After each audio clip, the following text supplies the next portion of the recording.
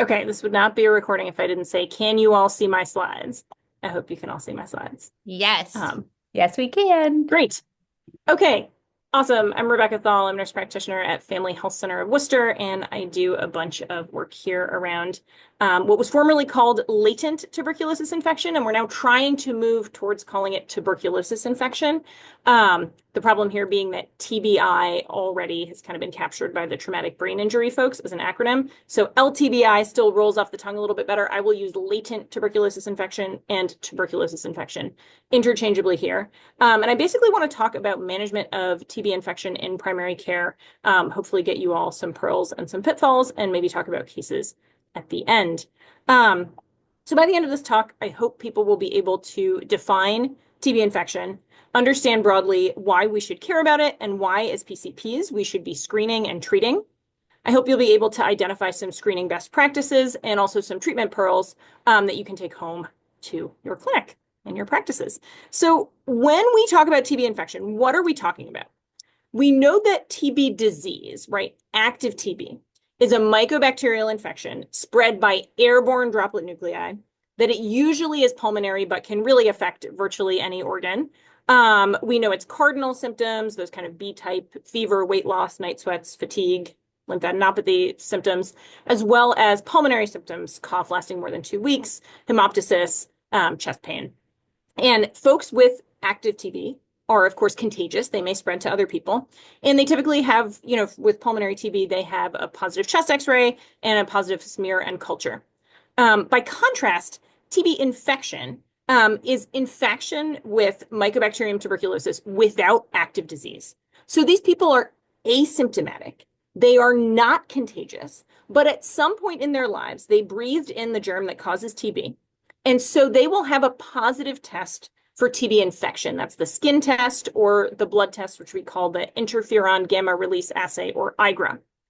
These folks, because they don't have active replicating TB, they have a negative chest x-ray and no active or developing disease in the body. But folks with TB infection can over time go on to reactivate and develop active TB.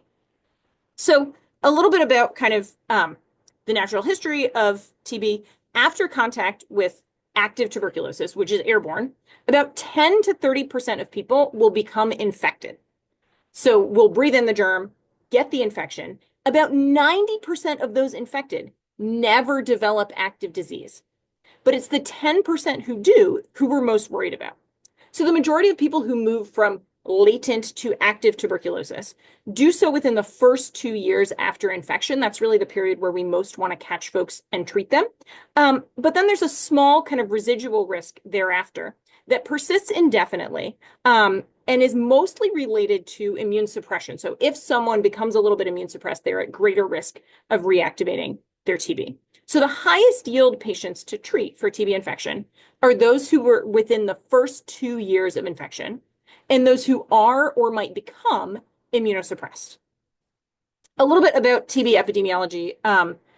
So globally, TB is the second leading infectious disease killer after COVID. It's responsible for 1.6 million deaths annually. Morbidity and mortality actually increased back in 2021 following several years of decline worldwide. And we think that's largely related to setbacks from the COVID pandemic. So, these things kind of work in concert, unfortunately. In the US, the case rate of active TB is 2.4 per 100,000 persons. We've seen basically like a steady decrease, although the pace of change, the pace of that reduction in active TB rate has slowed. And we actually did see, again, this bump in incidence, right, from 2019 to 2021, again, likely related to COVID. Sorry, did I just click something to annotate this? I do not wish to annotate these slides. Okay, let's try that again. Okay, here in Massachusetts, great. Our rate of TB disease, active TB, is slightly below the national incidence, right? So 2.2 per 100,000 compared with 2.4 per 100,000 nationally. And you can see here, this is kind of more for your reference later. I'm not going to read through these in great detail. But the large majority of people in Massachusetts who have active TB disease, that's 86% of folks with active TB, are folks who were born outside of the US. So obviously people in, your population are a real focus to treat. And while the majority of cases of TB in Massachusetts, active TB, are pulmonary, we do have a decent amount of extrapulmonary TB. About 30% of cases of active TB in Massachusetts were extrapulmonary. So that's a little bit about kind of TB epi. I think, why do we care about latent TB infection, right? So almost 5% of the US population is infected with Mycobacterium tuberculosis, right? Has latent TB. That's 13 million people. And that's over 1 in 5 non-US born people in the US has latent TB. Okay. And 80% of active TB in the US represents reactivation from TB infection to TB disease. So that's a huge, huge missed opportunity for preventive treatment. If we're ever going to reach TB elimination in the United States and worldwide, we need to target TB infection. And so that's why it's so important to treat from this place of latent infection, not just treating active disease. So I think I've already mentioned that 1 in 10 people with TB infection are going to go on to develop TB disease in their lifetime. In certain populations, that risk is much higher, including in people with HIV, whose risk, as opposed to being 1 in 10 over their lifetime, is 1 in 10 year over year. Even folks who have an undetectable viral load, a well-compensated CD4 count, those folks are still at increased risk of developing active TB. So really a priority to treat. As far as screening for TB infection, the USPSTF gives a B grade to screening for TB infection in primary care. So this compares favorably to things like mammograms, which we order all the time for breast cancer screening, statins for primary prevention. This is a pretty high yield thing to screen for. It's something we can and should be doing as primary care providers. And we know that treatment works. So this data is very old. It's from the 1982 IUAT trial, which showed basically more reduction in incident TB disease with longer duration of isoniazid preventive therapy in folks with latent infection. We now know that the efficacy rate of 9 months of isoniazid, which we'll talk about in greater detail later, the efficacy rate of 9 months of isoniazid in preventing progression from infection to active disease is upwards of 90%. So we know that treatment really works. And of course, no surprise, it's much more cost effective and far less burdensome for patients to treat for TB infection versus to treat for active disease. So I think when we think about the rest of this talk, what I'll do is kind of frame it through the lens of the TB infection care cascade. So how do we move people at risk for TB infection through care at our clinics, right? We first identify who needs to be screened, then they undergo screening. Anybody who has a positive screening test needs to be excluded for active TB, right? That's step 3, evaluation. And once we're confident someone has TB infection, not active disease, we go ahead and start folks on treatment. That's really almost the easy part when you consider step 5, which is follow-up and monitoring throughout the duration of treatment. So there's a lot of places, as you all know, where folks can get lost along the care cascade. And I think, our job as primary care providers is not only to move people through this cascade, but to help keep patients engaged and connected throughout so that we actually end treatment of TB. We don't just start it, we see folks through it. Okay. So I'll start at step 1 at the cascade, and we'll think about who we are screening for TB infection. So the USPSTF says to screen all high-risk people ages 18 and up. And actually, as family practitioners, which I think most of you are, we should be screening people of all ages, right? So what does increased risk mean? Most notably, it means having lived in a country with high TB prevalence, so an endemic area. It can also mean immunosuppression, current or planned, or close contact with a confirmed active case. There's some evidence that people who inject drugs are also at increased risk for TB infection. So for example, in our clinic, we've integrated TB testing into the kind of initial order set for our office-based addiction treatment program. There's also, of course, some other kind of classic risk factors that I'm sure folks have learned about: homelessness, incarceration, healthcare work. These are risk factors, but they are relatively lower risk when compared to being from an endemic area. This doesn't mean not to screen. We should still be screening these folks, but I want to give you an understanding of kind of the relative risk here. So Rebecca, can I this ask a is, question? yes. I'm sorry. Is the homelessness and incarceration, I mean, it's, I think, risk because of increased risk of exposure, but is there Mhm. also increased risk in terms of the impact of the disease? Like those, I mean, I'm just imagining there's overlap with patients who may be immune suppressed or have other comorbidities. Totally. I mean, I think classically the reason why we think of homelessness and incarceration as risk factors is more sort of part one of what you said, right? That these are settings, crowded congregate settings with folks who may, not have been getting healthcare on a regular basis are places where it is likelier that you might see active TB transmission. Um, and not so much that those things co-occur with immune suppression, but if you think about how those things co-occur with injection drug use, which can itself be somewhat immune suppressing, and you think about what populations who inject drugs are facing, it all kind of dovetails.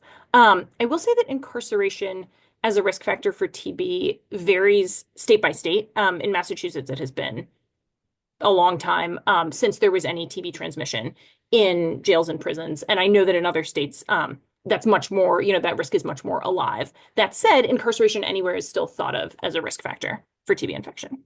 Does that feel like it answers your question? Yes, very much. Thank you. Okay, cool. Great. Um, so this is just kind of an unreadable graphic that I put in here, which lists TB endemic countries. And I think like for you all who are seeing people from many, many different places, it's helpful to look up what is the actual TB incidence rate in a place that someone is from. But this chart is a nightmare. You're never going to use something like this in clinical practice. So instead, oh, sorry, I went backwards. Instead, what I want you to do is try to remember a rule of thumb. If your patient is from anywhere other than the United States, Canada, Australia, New Zealand, Western or Northern Europe, anywhere outside of those areas, you should be screening them for TB infection. And we get a lot of questions about Puerto Rico. Puerto Rico is included as part of the US. It is not considered to be an endemic area. So this is kind of our general rule of thumb at Family Health Center. And in your clinic, I would imagine this means you're screening, virtually everybody. Um, so when we think about screening, how do we screen the folks who need to be screened? There are two tests for TB infection. There's the tuberculin skin test, and there's the IGRA, the interferon gamma release assay. Both of these tests are asking the same question. They're asking, has this patient's immune system seen TB? So when we expose them to a little bit of TB antigen, do they mount an immune response? The skin test is placed intradermally. It's read 48 to 72 hours later. And the IGRA is a one-time blood draw done in the lab. The IGRA is far and away the most commonly used thing in practice. I don't know what your lab setup is, but we basically are exclusively using the IGRA at Family Health Center. And the USPSTF recommends the IGRA, no surprise. Sensitivity and specificity, largely the same. There's some variability in the specificity of the TB skin test, and we can sort of talk about that a little bit. I think this table is something that people, like if you got one thing about TB in school, it was probably this. So I think skin test interpretation, the major points to make about this are the fact that the TB skin test has different thresholds for positivity based on patients' overall risk factors, right? What is their pretest probability and what is their risk kind of from an immune perspective? So a patient at the highest risk, right? Somebody HIV positive, somebody who's a close contact of a confirmed case, we only need a 5 millimeter TST to call that person positive. By contrast, a truly no risk patient, maybe somebody you're screening like before enrollment in a school program, but they don't have any risk factors, we would only consider that person positive at a threshold of 15 millimeters. Of course, no test is perfect, and a skin test may be falsely positive if a patient has another mycobacterial infection. There are lots of them out there. Classically, also, this test is the one that cross-reacts with the BCG vaccine. The BCG vaccine is given to infants in TB endemic countries to protect against disseminated TB. So a prior BCG vaccine can cause a positive test. It's important to note that the effect of BCG on the skin test wanes over time. So typically by late childhood or early adolescence, we're not seeing that same cross-reactivity. Something like, I don't know, like a 12 millimeter skin test would be less concerning in a 6-year-old versus in a 60-year-old. And of course, there's also kind of inter-reader reliability issues with the TB skin test. It can always be read incorrectly. When we think about a false negative TB skin test, that can occur in the setting of immunosuppression, in the kind of inability to mount that immune response that the test is looking for. It can also occur in the window period after someone has been very recently infected with TB. You can also sometimes see a negative skin test after a recent live vaccine, or if there's been kind of improper handling of the test materials, reagents. The Quant Gold, I love to talk about the Quant Gold. I don't know if you all are using the Quant Gold, so I won't belabor the point too hard if you're not. But the Quant Gold is the most commonly available blood test, most commonly available IGRA. It tests, again, immune response to TB antigen. It also establishes positive and negative control parameters that help us to determine whether the patient is sort of sufficiently immunocompetent for the test to be accurate. And I see Catherine in the chat saying you are using the IGRA. Okay, excellent. So I'm not going to go through the numeric parameters in huge detail. But in general, the take-home point is that it's a binary test. There's a negative and there's a positive. And any test with a result greater than 0.35 is considered a positive. There is some question, I get these questions a lot, about low positive results. Mass DPH is kind of working on more formal guidance around results that are positive, but maybe not screamingly positive. I'm happy to kind of talk through that maybe at the end when we do questions. And then, there's also the potential for an indeterminate result, which doesn't mean kind of borderline, but means one of the parameters that kind of defines your patient's immune competence was off, and therefore the test is not readable. You can see false negatives, of course, also in the window period after somebody acquires TB. You can also see false positives if somebody has another mycobacterial infection. But really importantly, this test does not cross-react with the BCG vaccine. Okay. If we're not sure of a patient's BCG status, we can always check this website called bcgatlas.org, which lists by country BCG vaccination policies. So we can kind of look up at the time this person was born, was there a BCG vaccination policy in their country? Do we think they got the injection? There's also like a lateral arm scar that you all are probably familiar with that you can kind of check for. Let me see if I can click through here. Okay, so some limitations of TB infection testing, right? Critically, these tests don't determine whether a patient has active or latent TB. They just tell you that somebody's immune system has seen TB before. Because that's the question they're answering, they also can't be used to follow response to treatment, right? Because both of them, once you've acquired TB infection, both will remain positive lifelong. So that means in anybody you're giving these tests to, you want to get a good history. Because if they've had a positive test before, we're going to assume they'd have a positive test again. If they were treated for active TB in the past, we don't want to rescreen with a Quant Gold. It's just going to be positive again. Treated for latent TB, same thing. Okay, so one of our mentors on the mass TB infection echo, which I'm happy to talk to you more about, always says that a decision to test is a decision to think. There's no gold standard test for TB infection, and all tests are fallible. So it's important to interpret our testing kind of in your patient's specific context. There's a website called TST in 3D, which can give you some kind of basic guidance around your patient's pretest probability, sort of based on their demographics. And we really have to ask ourselves with every patient, what are their risk factors? Why are we testing them in the first place? What are their risk factors for progression to active TB? So kind of to Catherine's point earlier, right? A risk factor for a patient might be that they have lived in a congregate setting, a homeless shelter, or a jail or prison. But another risk factor for progression to active TB might be if they have HIV, for example. So kind of multiple co-occurring risk factors. And then also thinking about, are there any reasons potentially that your patient might have a false positive or a false negative result that you should have in your mind as you're ordering these tests? So a lot to think about as we screen. And once we screen folks, it's really important to evaluate them to ensure that they have TB infection not TB disease. So this is a really critical step on the care cascade because we need to ensure that we're not inadvertently treating active tuberculosis with monotherapy. TB infection can be treated with a single drug, and there's no risk of developing resistance there because Mycobacterium tuberculosis isn't replicating in the body by definition in latent TB infection. By contrast, active TB disease requires a multi-drug regimen. So if you do treat with a single drug, you can cause drug resistance. So as much as I want you all to treat TB infection, because it is such a critical thing to do to prevent active TB, not just in your patients, but population-wide, as incredibly important as it is to treat TB infection, treatment is virtually never an emergency, right? Folks are asymptomatic. They are not contagious. And so you can take all the time you need to carefully exclude active TB and really convince yourself, I'm treating TB infection, not active TB disease.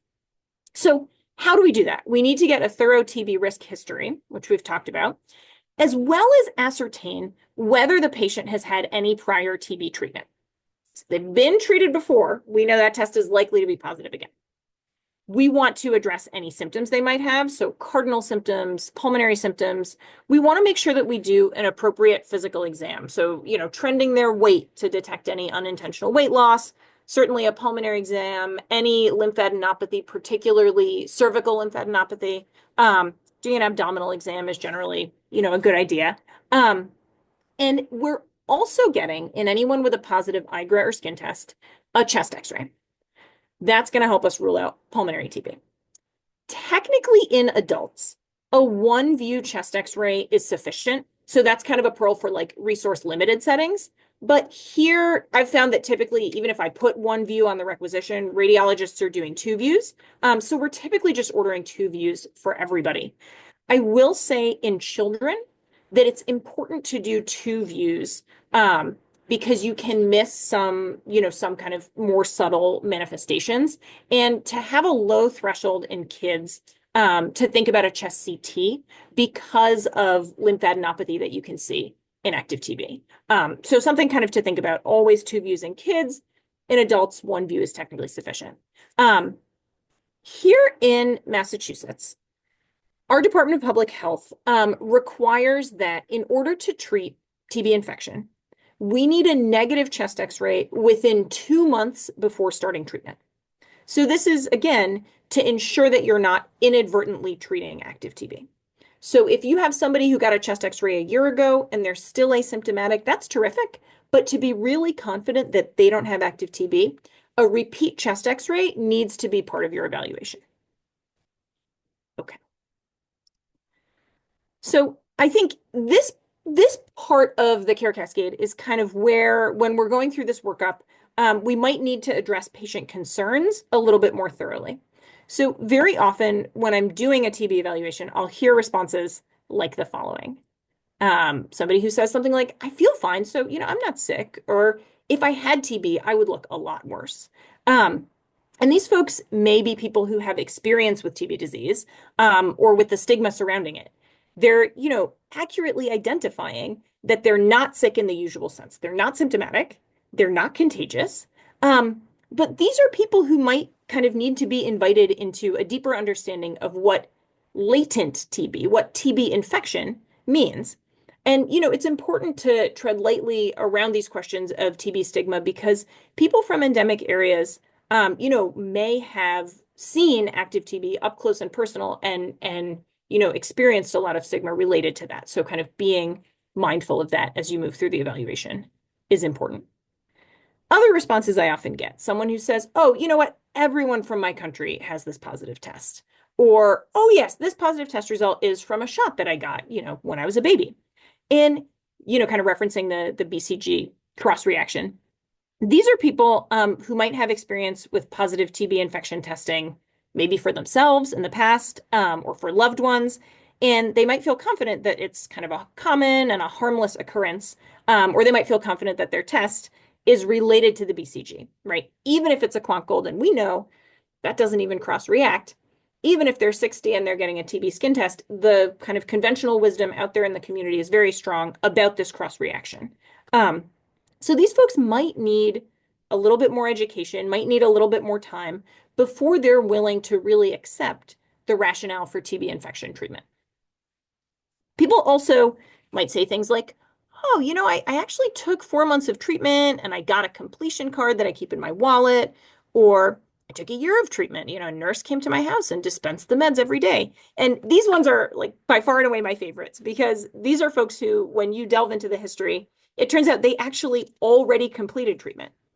This first patient here, 4 months of treatment sounds like a classic kind of TB infection preventive treatment. If they've done it, that's great. They're done. And the second patient, right, a year of, very closely monitored, perhaps directly observed therapy, that sounds like somebody who had active TB treatment. And in a patient who's previously undergone treatment, there's not a need to retreat on the basis of that positive TB skin test or IGRA. So you're done. So those are kind of happy visits when you get those patients. Um, I think it's also tough in a 15 or 20-minute patient visit to think about kind of how we're presenting this concept of latent infection versus active disease. So I think it's important to use kind of straightforward language and concepts. I will often describe TB infection as waiting, like it's in your body waiting to make you sick, as opposed to sleeping or quiet. I think like a lot of the cultural metaphors we have around sleeping are things like let sleeping dogs lie, leave it alone. And so I find that waiting better conveys the urgency of treatment and the possibility of reactivation. I think it's also really important to validate rather than dismiss patients' experience with TB because folks may be coming into our clinics with a lot of experience. And I think when somebody says something like, everyone from my country has this test, instead of kind of dismissing that, you might say, like, yes, a lot of people do test positive, and there's actually a lot of, active TB that we have seen, in the area that you're from. TB is a really big impact on a lot of people's lives, and TB infection treatment can prevent that. In response to somebody who says, I'm not sick, my chest x-ray is negative, it's probably not going to help much to double down there. And so instead, you might kind of celebrate with them a little and say, like, that's great. We want to keep your chest x-ray looking as good as it does now. And with this treatment, we can ensure that your TB infection doesn't reactivate and it never causes lung disease for you. So I think, kind of coming alongside patients and really taking the time you need in this evaluation stage is important for the buy-in that you'll need to bring them through treatment. Once you've gotten that buy-in, do remember that TB infection, right, latent TB, is a reportable disease in Massachusetts. And so if you did the test and you got the positive test, you are responsible for reporting to Mass DPH. Folks can download the forms for reporting at the link here. There's also an online case report form, which is pretty new, and I've put the link here. There's also a separate form that you complete at the end of treatment, and unfortunately, that one is not an online report yet, so you do have to print and fax it. And then, I also have the DPH phone number here in case folks have questions. The paper reporting form, which you may have seen, looks like this beautiful specimen, and the online form is very user-friendly. I encourage folks to use it whenever possible. Okay, now that we have ruled out active TB, we can proceed to offering treatment for TB infection. So I think maybe before we get into the meds, I'll try to kind of frame this a little bit more generally, but I see a question in the chat. Oh, yep, there's Olga's link. Okay, great. Oh, this is the active, not active, sorry. The live like online reporting form link. In It's so awe good. of It's so this good. amazing fast, like as opposed to all the faxing back and forth. I will just say about this form that if you have a case where you're like, I'm not sure this is latent or active TB, I actually am kind of leaning toward active, don't delay in filling out one of these forms. And you can mark it as active TB and always follow up later, but that will alert our local kind of DPH nursing team to come in and support a little bit. So don't hesitate to fill out this form, even if you're like a little bit kind of in the midst of your evaluation, still worth it to do. Okay. So thinking about kind of framing treatment for TB infection, I think I'm losing my slides again. Here we go. I think it's really important to ask ourselves, how urgent is it to treat, right? Because we can't predict who's going to progress to active TB, and we wish we could, right? If we had better testing, and there are some tests kind of early in the basic science works, if we had better testing, we could more accurately predict who to offer preventive treatment to. If you're going to progress, we want to treat you. If you're never going to reactivate, we don't need to treat you.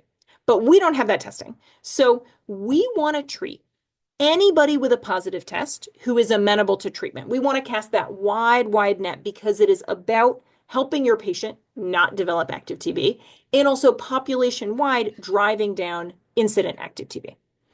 So we're treating anybody, we're treating all comers who are willing. But the most urgent patients to treat are anybody who is a contact of a confirmed positive case, a household contact, a close colleague at work, someone who spent a lot of time in an enclosed space with someone who was positive for active TB. We want to treat those folks. We also want to treat anybody who has a documented conversion from a negative test to a positive one within the past 2 years. And this is because we know that those first 2 years after infection are really where we're most likely to see active TB. So for example, if you have somebody from an endemic area who you screened on their intake and they were negative, and then they go back to their home country, I don't know, maybe for 3 months or 6 months, and you think, I'll do my due diligence, I'll rescreen them when they come back, screen them again, and they're positive, that's actually someone who's quite a high priority to treat because you might be picking up a new TB infection. Of course, anybody immunosuppressed, thinking about folks who may be going to undergo chemotherapy, going to be on a biologic drug, anybody with HIV, these folks are also high priorities. And then Catherine is asking a little bit about reporting, so I'll just drop back to that for a minute. We report for positive PPD or positive quant gold. After we determine. So the form asks whether it is latent TB or active TB. And so I think, in most cases, I'll report at the visit that I'm having with the patient. So maybe I get a positive IGRA. I get the quant gold in my inbox. And I call the patient. I say, like, just to make sure, no symptoms. They say no symptoms. I order the chest x-ray, comes back negative. I say, let me bring you back in and we'll talk about treatment. And at that visit, I'll do the reporting form.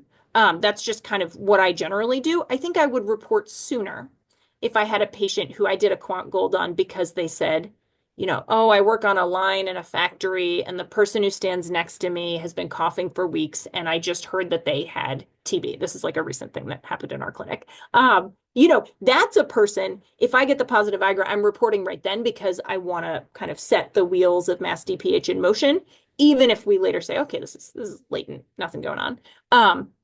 So I think in general, I don't feel very pressed time-wise to report, but we are reporting all positive tests. Does that kind of make sense? Yes, thank you. Okay, cool. So I think we can kind of break down the priority of treatment here, even as we say we really want to treat everybody who has a positive test and is amenable to treatment. When we offer treatment, I think the top line about these meds is that they are safe, they are well tolerated, and they can prevent people from getting sick with active TB. That's what I say to patients, and that's what I say to colleagues who might kind of feel like they need TB meds to be demystified a little bit. I think there's also the question around kind of how do we frame treatment to patients? How do we talk about that rationale?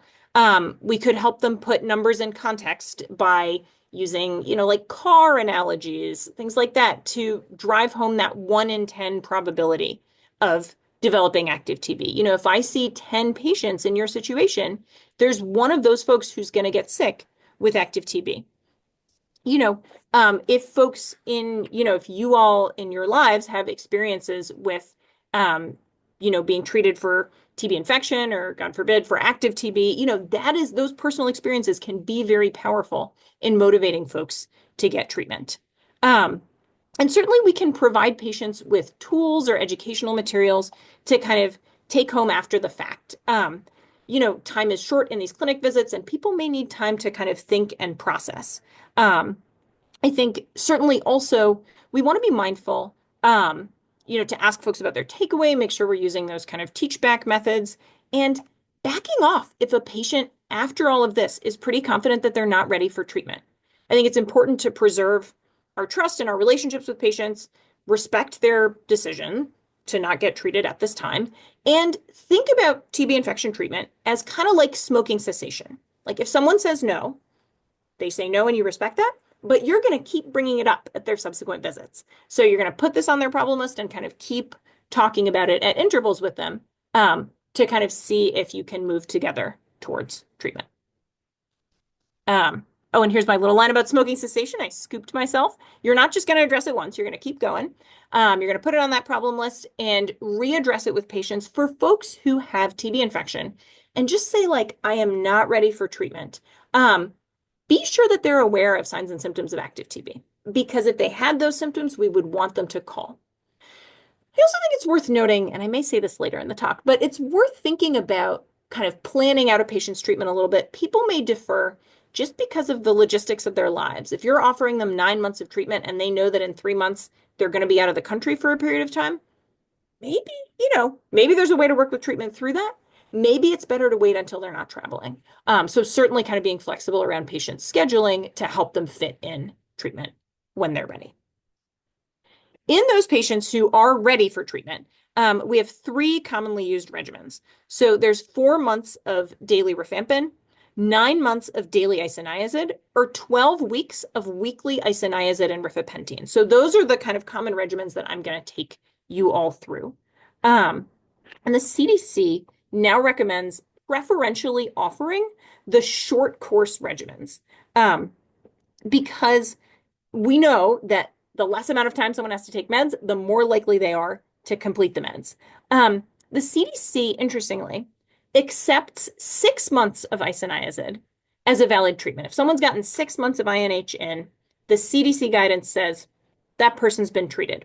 But Mass DPH does not support this as a first-line regimen because it's significantly less effective than 9 months. So 9 months has over 90% efficacy at preventing progression to active TB. 6 months, it's more like 75%. And that wasn't good enough for the folks at the Mass Department of Public Health. So there are case-by-case scenarios in which I would consider, kind of calling it at 6 months and saying this person's been treated at 6 months. That's the best we can do. But here in Massachusetts, we're really only offering 9 months of INH. And it's been established that the 4-month rifampin course is non-inferior to that classic 9-month INH treatment. So shorter course treatment is as effective. And we really hammer on these regimens because there's kind of this inverse relationship between the length of regimen and the likelihood that you're going to complete it. So you can see here with a 9-month course of treatment, you're only going to get about 45% of people all the way through treatment versus with a 4 or even a 3-month course of treatment, that number pushes up closer to 80%. So thinking about what's going to be most doable in your patient's life, usually that's the shortest course regimen that you can offer. So let's go through the regimens, and kind of to that end, I always lead with rifampin because it is self-administered and it's a nice short course. Each of these regimens has a little bit of wiggle room. So when we talk about rifampin treatment, we say it's a 4-month treatment. And what that means is that it's 120 doses, right? It's 4 months worth of doses. But you can consider a patient treated if they've gotten 120 doses in within 6 calendar months. So there is that little bit of wiggle room. And rifampin is generally well tolerated. People do well on it. It's convenient to take that 4-month self-administered course. It is, and I'll kind of go into a little bit greater detail on rifampin. So it is used in both adults and children. When we think about the adverse effects that do occur, the number one thing to warn folks about is the orange-red discoloration of body fluids, right? Urine, but also sometimes sweat, also sometimes tears can turn this kind of red-orange color. Totally normal, benign, resolves when folks stop treatment, but it can be alarming if you don't give them the warning on the front end. Much more rarely, we can see liver injury, thrombocytopenia, or flu-like symptoms on rifampin.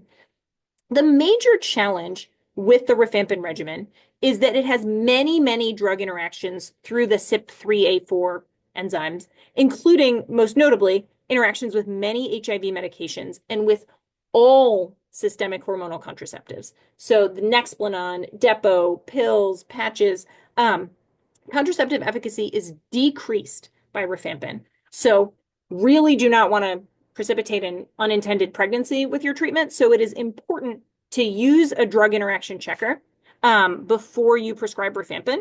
Um, you know, there's also this great resource that I can go into greater detail about from the Curry TB Center. That's the kind of West Coast TB Center of Excellence. It's an in-depth provider guide to rifamycin drug interactions. I love using it. I don't think I have a screenshot here, but it's incredibly user-friendly. And what it helps with is that, these kind of top-line interactions, like you definitely don't want to give it in someone who's got an Explanon, let's say. But, in many instances, we can kind of get around drug interactions. Maybe you change a med for another agent in the same class. Maybe you hold a med temporarily while someone's on rifampin.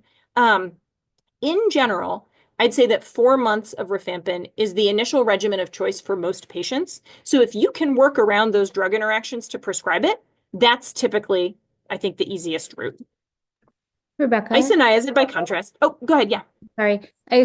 Presume like for someone with Nexplanon, for example, if they were willing to also use a barrier method, you could leave the Nexplanon in and then have them continue, right?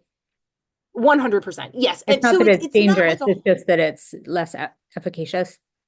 It's not a hard exclusion. Absolutely. So I have treated folks who have an Explanon with rifampin. I know folks who've done like a Paragard on top of that for the duration of rifampin treatment. I have not kind of been in that position, but like barrier methods. This person was very motivated not to become pregnant and also very motivated to get TB infection treatment in like a time-bounded period. So she actually wanted to use barrier methods and also do like a monthly pregnancy test, which we did. I think the important thing to think about with those rifampin drug interactions is that it doesn't, there's about like a 3-week period post-treatment where the efficacy is still decreased. So you want to tell folks to continue their barrier method usage or abstinence or Paragard or whatever it is that they're using past the point at which they stop rifampin to fully avoid that interaction. So it's something to be super cautious with, but you're absolutely right. It's not a hard contraindication. And also, when I started doing this, the kind of conventional wisdom was that rifampin might also decrease the efficacy of the like the Mirena, Skyla, the hormonal IUDs. And we now say because that's really local action of progesterone, the package inserts and the kind of guidance around that say that it's okay to have someone with the Mirena using rifampin. Okay, Catherine says, thank you, very helpful. Thanks, Catherine. So to jump in a little bit about isoniazid, that's 9 months, which must be taken within a calendar year. Isoniazid has the fewest drug interactions, but it is, of course, the longest regimen. Best used in adults and children who are not able to take a rifampin-based regimen. I think when we think about isoniazid, it is more hepatotoxic than rifampin, although the overall rate of liver injury is still quite low. And rarely it can also cause a neuropathy, which is preventable if you co-administer it with B6. So in somebody with diabetes, kidney disease, alcohol use disorder, HIV, things like that, you would be co-administering isoniazid with vitamin B6 to prevent that neuropathy. When we think about our third treatment option, we abbreviate this 3HP. This is a 12-week directly observed, not self-administered, course of weight-based weekly isoniazid and rifapentine. So it's a total of 3 months of time, but it's just 12 doses in time. They must be directly observed. Folks can do that in the clinic. Some clinics will also do it as telehealth. This is the shortest possible regimen, so it's good for folks who absolutely need treatment within 3 months. That said, the problem is that many of those rifamycin drug interactions still hold. So rifapentine often poses a problem to the same people who maybe couldn't take rifampin. Similar adverse effects to both isoniazid and rifampin. Interestingly, there's also like a flu-like adverse reaction that sometimes can even result in syncope after dose like 3 or 4. So people often want, DPH often wants folks to observe patients in the clinic after this dosing. I will say about 3HP, I think a real dream of TB infection treatment, which some health centers in the state have actualized, is to bring a bunch of people in for their observed doses together, have them kind of almost like a centering pregnancy group, but for TB infection, have folks eat a dinner together, take their meds, wait and be observed, and then go, which takes care of the directly observed aspect, but also kind of builds community and builds a little bit of kind of buy-in and expertise at the community level around TB infection. That's something that I've long dreamed of, and a huge wrinkle is that rifapentine is very, very hard to get right now. So I would caution you before offering this regimen to anybody to check with your pharmacy colleagues about whether it's available. I think when I last checked a couple of weeks ago, it was in shortage with all of the suppliers that Family Health Center Pharmacy can contract with. So it may not be possible to do 3HP at this moment, but I think there is a role for it for folks who are able to take it. Um, I think I'll talk perhaps briefly about the question of nitrosamine contamination of rifamycins, or maybe like nitrosamine impurities is kind of a better way to say this. So nitrosamines are the potentially carcinogenic compounds that took ranitidine off the market, if you remember ranitidine. Nitrosamines are very common in the environment. They're seen in foods like smoked meat or like beer. They can also be in the water supply. And the overall carcinogenic risk from nitrosamines is extremely low. So we think that you would need long-term exposure to nitrosamines, something like a 70-year course of nitrosamine exposure to provoke that cancer risk. But when these kind of nitrosamine impurities were found in the rifampin drug supply, and basically they're like a byproduct of manufacture. When these were found, the FDA raised the allowable limit in the drug supply in order to keep rifampin available. And there's the hope that this is going to be resolved in like a 2 to 3 year time period, but it has not been resolved yet. And so this is a thing that I think it's important to kind of just mention to patients. The evidence that we have suggests that the kind of excess carcinogenic risk from 4 months of rifampin or 3 months of 3HP is minimal.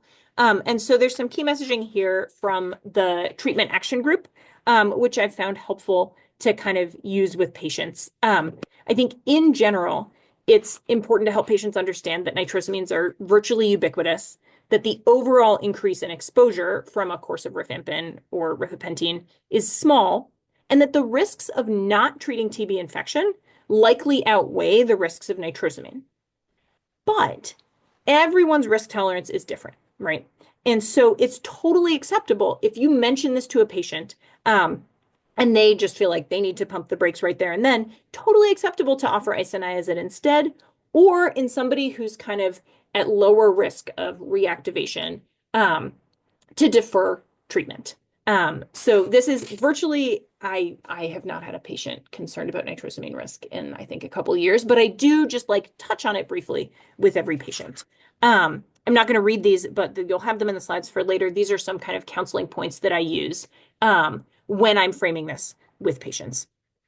And so when we think about kind of some pearls around offering treatment, which I know is a big, big thing to tackle, certainly offering the shortest regimen preferentially, because we know folks are going to get through that more easily. Be really alert to the potential for drug interactions with rifamycins, particularly HIV therapies and hormonal contraceptives. To consider, being cautious in folks who have major comorbidities, right? These drugs are processed by the liver, and folks with liver disease, maybe you're a little bit more concerned, but recognize that overall these drugs are safe and well tolerated. I will say in reference to liver injury, that I encourage folks not to drink at all while they're on treatment. And I defer TB infection treatment if someone says, it's going to be hard for me not to drink, because I think we really don't want to introduce anything else that could precipitate liver injury. So I'll focus on the alcohol use before I move to TB infection treatment in those folks. Generally, we're deferring treatment in pregnancy and in the first 3 months postpartum, unless a patient is at like very highest risk, thinking about, like a close direct contact. And all of these preferred regimens are safe in breast and chest feeding. Okay. So we've reached the final step of the care cascade.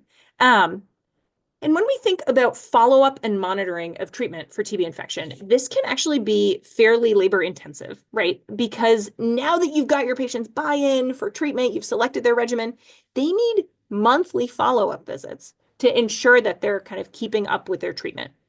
And so my hope is to give you kind of a few takeaways about how to help shepherd patients through this last step and avoid that loss from the care cascade. So monthly follow-up for TB infection, although it can be challenging to fit it in on your schedule, it's very, very satisfying because you're working with patients on a time-bounded course of treatment that has a defined end date. The visits are uncomplicated. The patients are, by definition, not sick.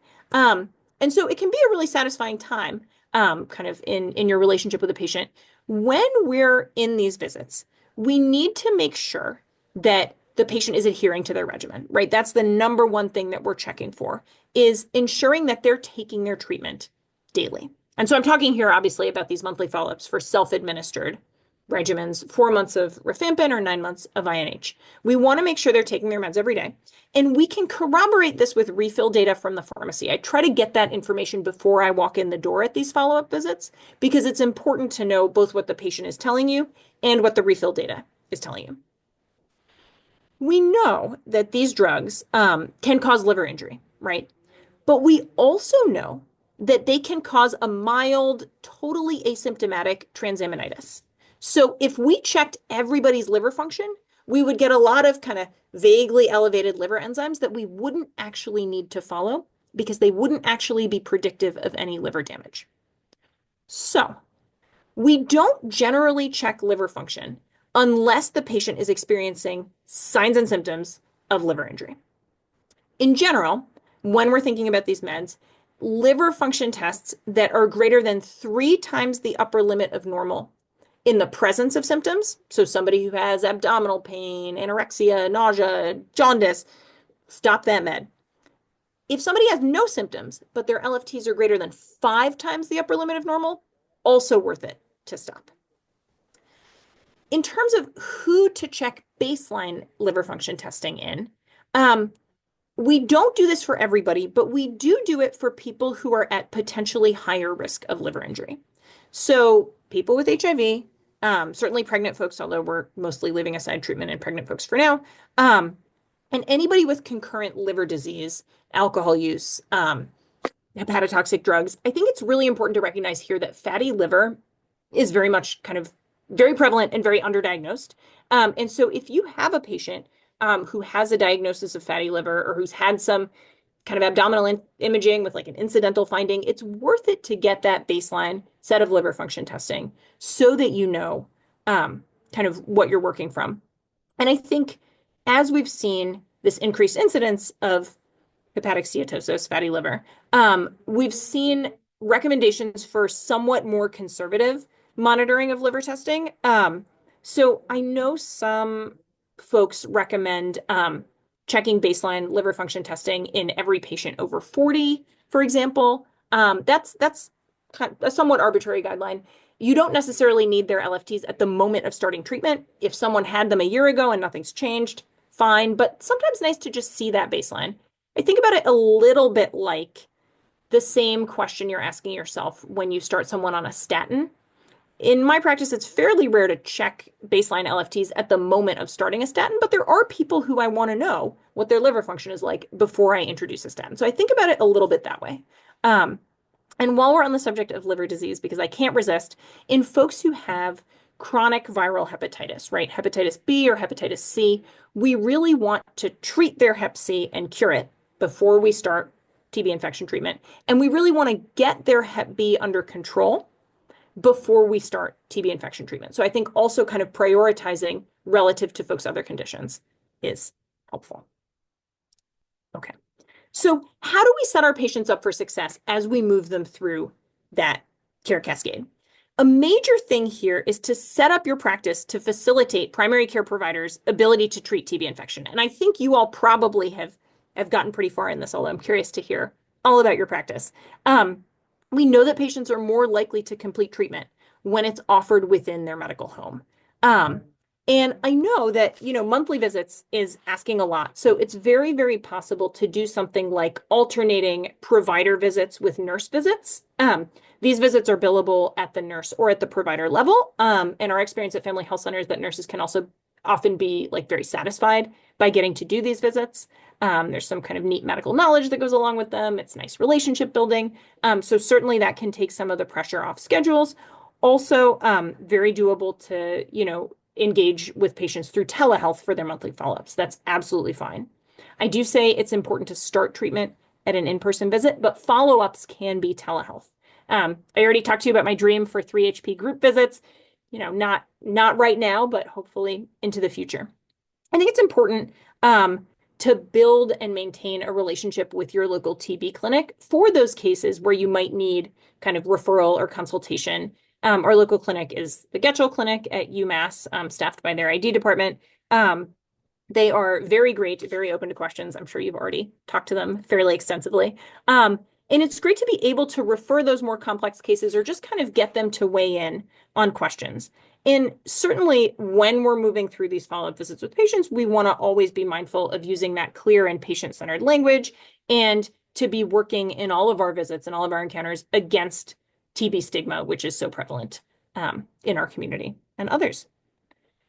When someone has completed TB infection treatment, we want to report that completion to DPH. It's a huge win for the patient. It's a huge win for the greater project of public health, and it should be celebrated. And we want to also provide something tangible to the patient to indicate that they completed their treatment.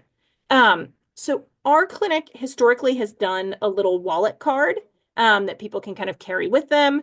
It's helpful. I have people who've, pulled out their like moldering wallet cards from 20 years ago and been very proud of them. And, I think a wallet card's a really nice, tangible thing. I've also started writing a treatment completion letter. You can save it in the patient's chart. You can print it out every time their employer says they need testing. It's just a nice thing to have kind of at your fingertips. And it's really important to remind patients, and you can do that through this letter, but also, in your visit, that there's no indication for further testing with a skin test or with an IGRA, because after their completion of treatment, those tests are still going to be positive, and we expect that they'll remain positive for life. So making sure folks know that there's not a final test or a final hurdle that they have to clear. It's just the completion of treatment that is itself preventive for the development of active TB. I think I'm happy to talk through cases, talk through questions. I do have a couple of resources that I feel obliged to tell you all about. One is the Massachusetts Advanced TB Infection Echo, which is a monthly kind of gathering of primary care providers to share cases and have sort of bite-sized didactics on the subject of TB infection. I'm facilitating a cohort of that right now, which will run through June. I don't think it's too late to register. I'm not 100%, but we have cohorts that run every year, and we would love to welcome folks from your team. Mass DPH contact information is here. There's also a very, very, very good online kind of warm line consult service through Rutgers, which is our regional TB Center of Excellence. The form, the little link here, takes you to a form that you fill out, and a TB expert responds to you within like 24 hours with insights about your case. Hopefully, anything you submit to the Rutgers Consult Service also goes to the Massachusetts DPH nursing team. So they will kind of have eyes on if you have questions that you bring to the consult service, and that is very helpful. There's a link here to the Curry Center Drug Interaction Guide, and then a link to the CDC guidance for healthcare workers. I find that this comes up a lot for our patients who work as PCAs or home health aides and may be pressured by their jobs to continue getting testing when in fact it's no longer indicated. So helpful to have that at your fingertips also. I think that's it. Okay, I'm gonna stop sharing and take any questions now.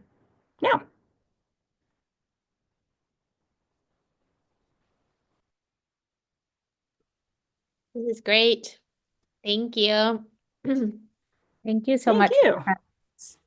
Love to talk about TB infection. I have some questions, but I also know I was already interrupting and asking questions, so I'll wait until anybody else asks questions.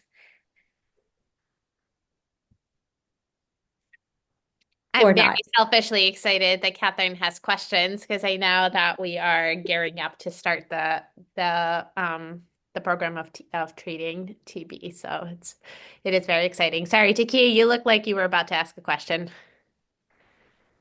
I did have a quick question, but it's kind of like maybe for Rise. I'm not sure. Because I know, Rebecca, when you gave this talk before, I had asked about the like shorter treatment with the two meds, and I think Lynn Community Health does it. And so I was wondering if Rise was going to consider maybe doing that with their patients. I don't know. I just really love that option of like bringing people together. Um, and I feel like you guys have the right patients for it. So I feel like it would work really well, but I'm just curious. It does seem it does seem like perfectly aligned with the type of care that we are looking to provide in all different spaces and sort of like bring people together and building community. But I also hear Rebecca commenting on the drug shortages, and so maybe we will also wait a little bit. And we also I think it's nice to do when you've sort of built up a number of folks. And when your team is really comfortable and fluid with all of this. So I think what we're going to do is just do a little bit of traditional treatment model and build and train our provider and nursing teams to feel comfortable and kind of create some protocols. But then once the drug shortages resolve and everybody feels comfortable, I love that idea. Yeah, we have, Rebecca, we have a cool partnership with the UMass outpatient pharmacy. And so we'll be able to order meds from that pharmacy to be delivered to clinic so that we can give them to people. And this is something that we were thinking about actually in the treatment and sort of ongoing monitoring and relationship with patients, is that we could have their monthly meds at clinic and then have them come, and it's the opportunity to check in and like all that stuff together. Yeah. Yeah. I mean, I I guess the love that. problem is if they don't come, then they aren't getting their medicine. But then we'd be following up with them. So Yeah, that I know you didn't ask that as a question, but I think that the thought around kind of how do you handle refills is really interesting. Um, I think that so at the Getchell Clinic when they're treating TB infection, they will do monthly dispenses. And I think it is nice to kind of like come in, get your provider time, get your meds. There's something very kind of sequential about it. It helps you really track folks' adherence. At Family Health Center, it has been too difficult to kind of perfectly track appointment times and refills. And so what we were finding was that folks would have like a week of interrupted treatment here or a Mhm. week there because we couldn't sync their appointment times. Mhm. And so I prescribed the whole course at the start. So, 30 days with 3 refills for rifampin or 8 refills for INH. And I think that has worked better in our practice, but I think a lot of practices do the thing of kind of tying meds with refills. It also makes it, excuse me, tying meds with visits. It also makes it a little bit harder to do telehealth follow-up when the refills are tied to the visit, but certainly not impossible. Um, and yeah, I would love to know if you get any intel about the rifapentine shortage. I have not. It's really come and gone over the years, and so I was disappointed that it was recently not available. And yeah, I'm happy to talk with you more about my dream of group visits. But maybe that's a couple years down the line project. Yeah, I remember when we were first getting started at Family Health Center, we also would run into people who are working, and it was hard for them to come in every month. And so I think we can just do it case by case basis. The same program that delivers to the clinic can easily deliver to the patient home. Yeah, that's And so great. we can always alternate that. Can you talk a little bit about very young children? Like, I think my understanding is that screening for under 2 is PPD rather than IGRA, and I don't know why, and all that, and then treatment. So every time I do this talk, I realize there's something I forgot to fix. And I forgot to fix that question because this past year, the guidance has been updated to say that the IGRA is usable at all ages, which makes all the sense in the world. Because if you think about a 1-year-old who got a BCG vaccine under a year ago, their PPD is all but assured to be positive. And so it's like, then what's the utility of testing? So it's huge to be able to use the IGRA. Also, who wants to plant a PPD on a 1-year-old? Not me. The IGRA can be used down to any age. I think kids under 3 months, it is like has not been validated in and can't really be validated in because it is based on cell-mediated immunity, and we're just not like there when you're under 3 months. But between 3 months and 2 years, from 3 months until the end of life, the IGRA is totally usable. And that is a practice change that I will add to my slides. Great. That's great because, like for our kids who are newly arrived, we might be seeing them for a well-child check and they're 9 months or a year old or something. So we're sending them for their lead and hemoglobin anyway. So if we can just do the IGRA at the same time, that's great. Right. Right. Yeah. Yeah. Much, much easier, and much likelier to yield a valid result.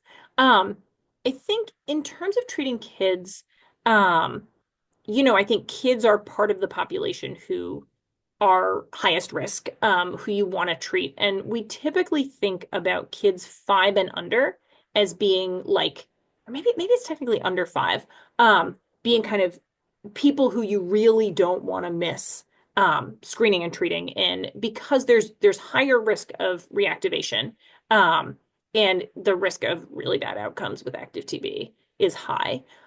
So by contrast, our like pediatric expert on the echo talks about the safe school years. So like 5 or 6 through kind of, adolescence is like much lower risk. And so thinking about like if you have to kind of really work with a parent to take the time to understand why a child should be treated, like more important to do that for a 3-year-old versus a 9-year-old, because that risk is just that much higher in younger kids.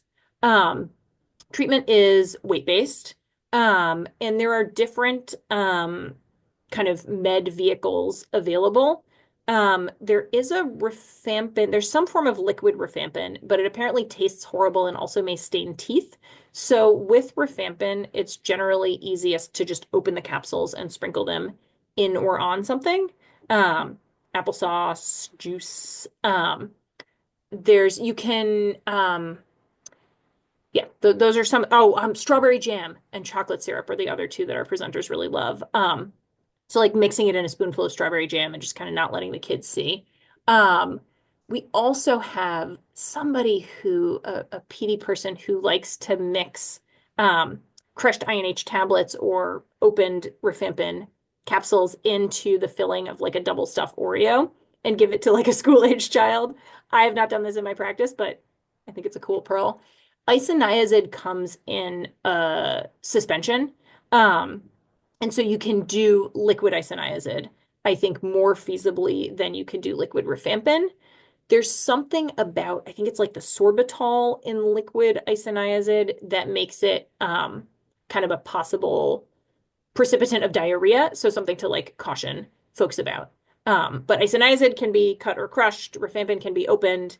INH suspension is out there and usable. I have only ever treated kids. I have not treated really young kids.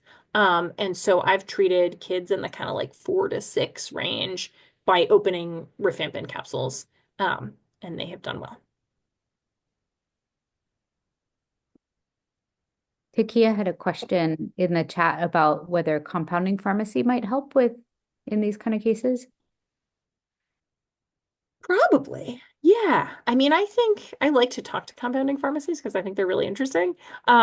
And I don't actually know how readily available any of these liquid formulations are.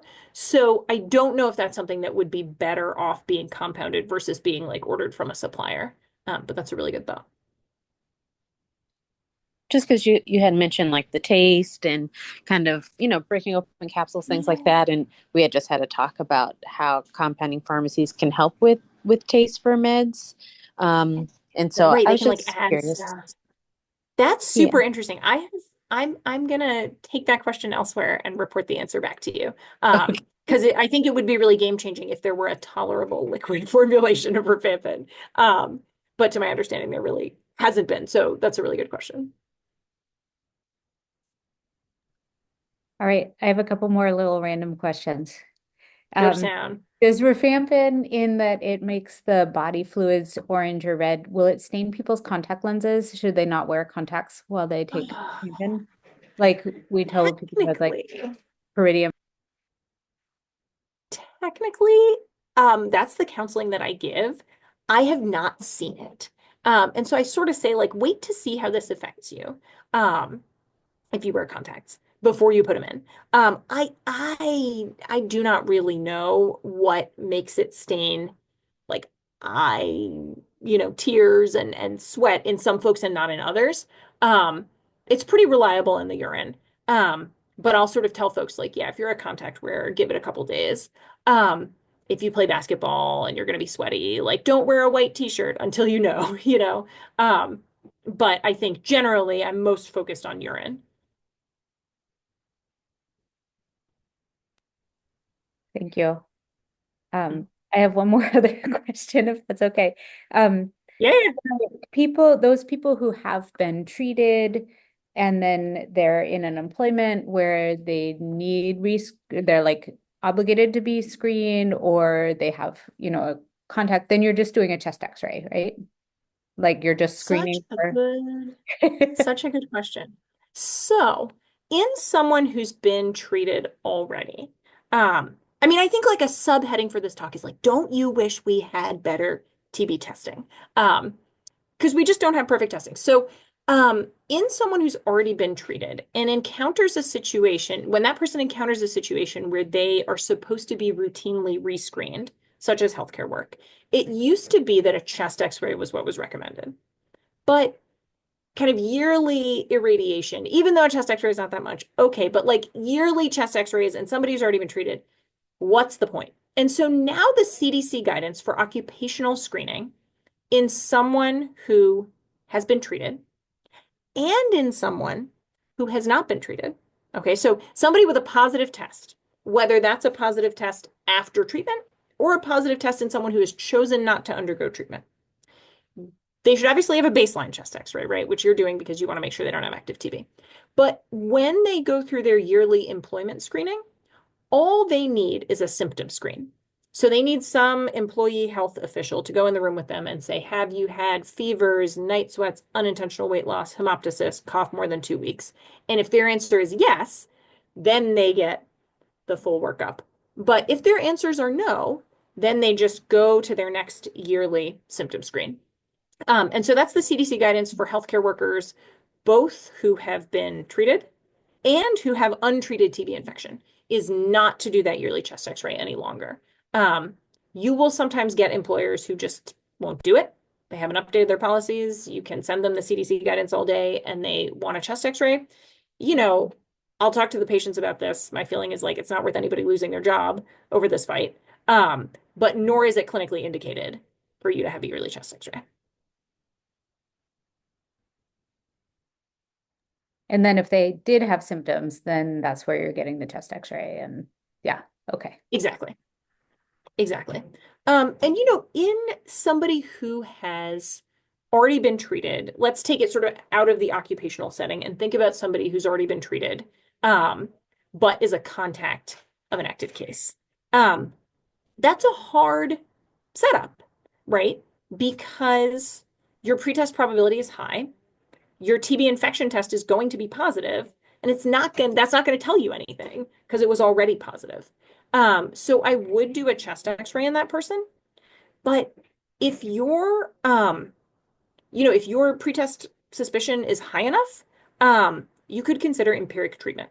That's something that I would pull DPH in for, and DPH will hopefully be involved if they're like a true close contact.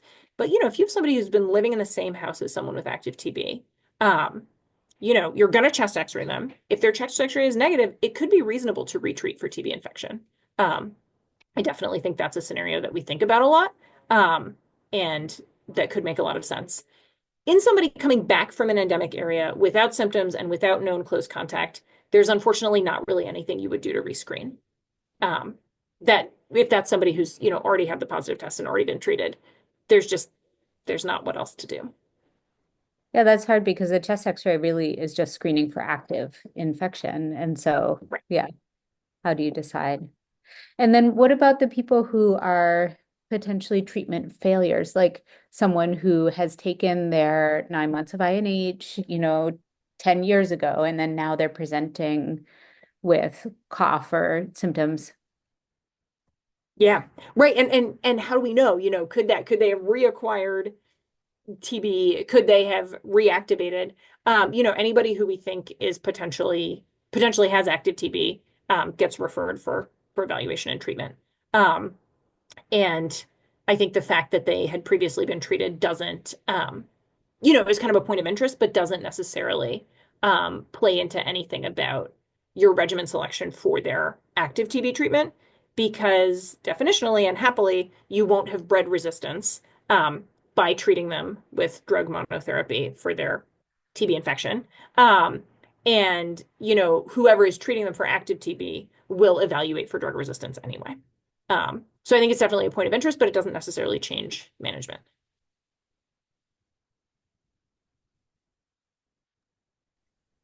I am wondering, in the spirit of getting everybody to practice their newly acquired knowledge, I'm wondering if you could throw out some case scenarios, Rebecca, and let us kind of like think through what we're going to do and how we're going to think about it. Yeah, let me think about that. So I have some kind of common PCP questions um, that I think are in this slideshow, but I probably hid them or minimized them or something that we can kind of start with, and then maybe this will jog my memory about actual cases that I have had. Um, let's see. I'm just going to take a moment to unhide these slides um, so that we can go through them. I can I ask a question while you're looking? Yeah, please. I actually had a case um of this patient who came in with like an acute cough, and we weren't really sure what was going on, and we did a TB test because she had just moved from Haiti not too long ago. But Mm. she was just establishing care with us. Her other doctors were at BMC and we couldn't see the records. So her IGR came back positive, and the person I was precepting with was really convinced that she had active TB, which was really scary because we're all in the room with her while she was like coughing. Um, and I had done a home visit with her at some point, and so this was like an interesting case down the line. So I guess in that case, like, is there a way to look to see if somebody had been reported to having TB? I know we can report, right? But can we find someone? Because she had no idea. That is a really, really good question. That brings up a whole lot. So, in answer to your direct question, um, Mass DPH keeps all of their reports and also keeps their reports of completion of treatment, which can be very helpful. So, in that scenario, you cannot call Mass DPH and say, tell me, was this person ever reported? Tell me, was this person ever treated? Because they can't function like that. They kind of are using their data internally. Um, and so they don't, that's not kind of their preferred like way of disseminating the Gotcha. data. And I've kind of like sometimes tried to call them and be like, can you Yeah. just tell me like he says he got treated in jail? But what you can do is report and then follow it up with a call to DPH and say, Oh. listen, like I reported this case. Now you have it in your files, but I'm really interested in your looking back to see whether you have this person on your radar already, because I think you Mm. might. Um, and kind of lay out your concerns for them, because they are like, I mean, they are an amazing team, and they will dig and they will find any report that there was, and they will kind of do the appropriate due diligence of follow up and probably circle back with you. But it kind of relies on your reporting initially and then talking to them. Does that make sense? Yes, it does. The Okay. lady ended up, we were finally able to get her records from BMC. It did take some time, but it showed Mhm. that she'd been treated in 2015. So obviously, just like you've taught us tonight, the IGR would have been positive anyway. Yeah. But because she had that acute cough, we were all worried that it was active. But it was latent TB. She was treated, and then like we went down this like rabbit hole because her chest X-ray then showed nodules, and she had to go to pull them anyway. But it turned out to be a Yeah. hematoma, thankfully. But yeah, thankfully, like she'd been treated, and but I was just curious about that because I feel like that would have helped earlier on, but thankfully we were able to get the records. Totally. Totally. And I think, it's hard to ask patients to recall their treatment, right? And so, like, this is someone who got treated for active TB Right. and doesn't Mm-hmm. recall it. Like, people have a lot going on in their lives, and it's totally possible that someone who says to you, like, I honestly have no idea, actually did get treated.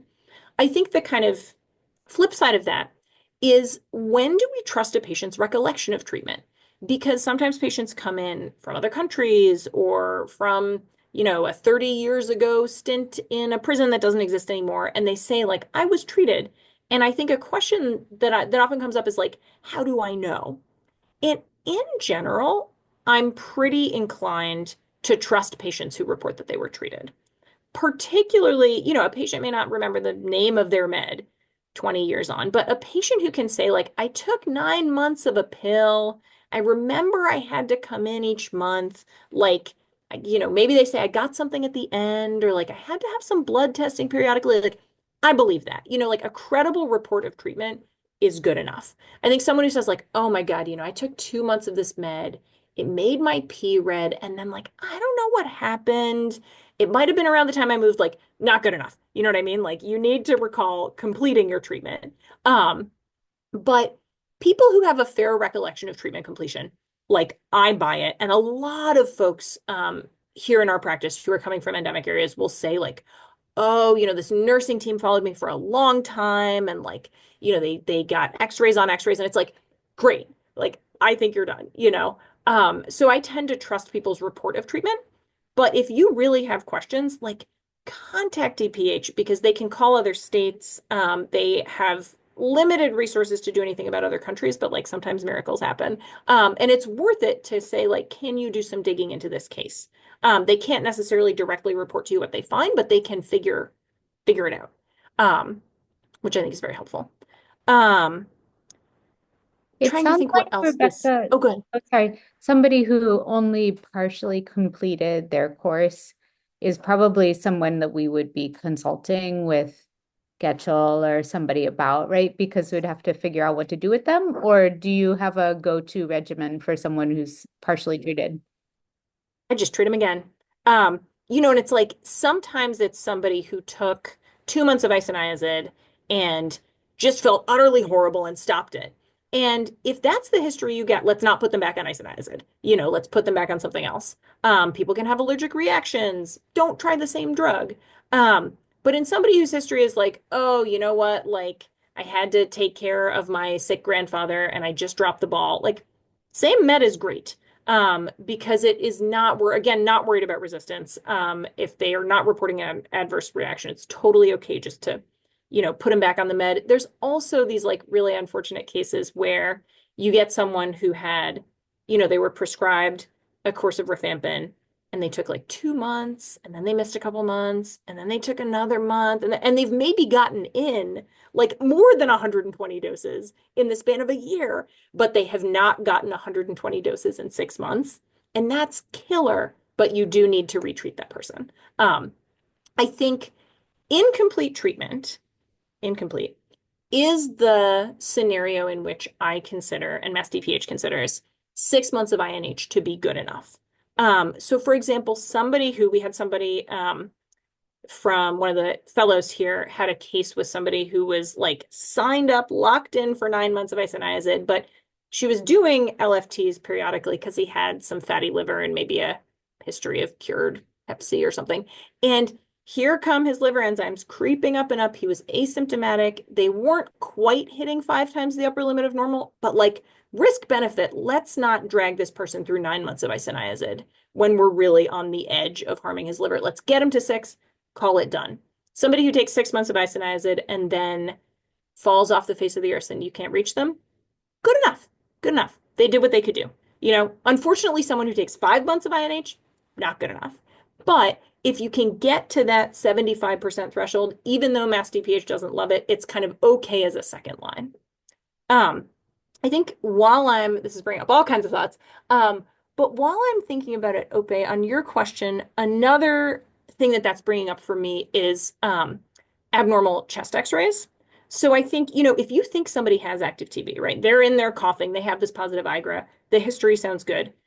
Get that chest x-ray, because in all but the most profoundly immunosuppressed people, you're not going to have active pulmonary TB without a positive chest x-ray. So if you have that coughing person in your office and the chest x-ray is perfectly clear, you're dealing with something other than active pulmonary TB. So I think that's like a quick and solid way to reassure yourself.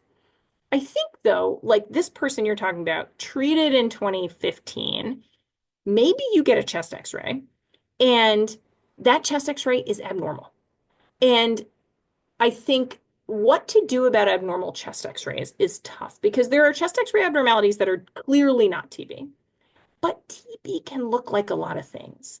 And sometimes a radiologist will read a chest x-ray as like possible old TB or like scarring, sequelae of TB.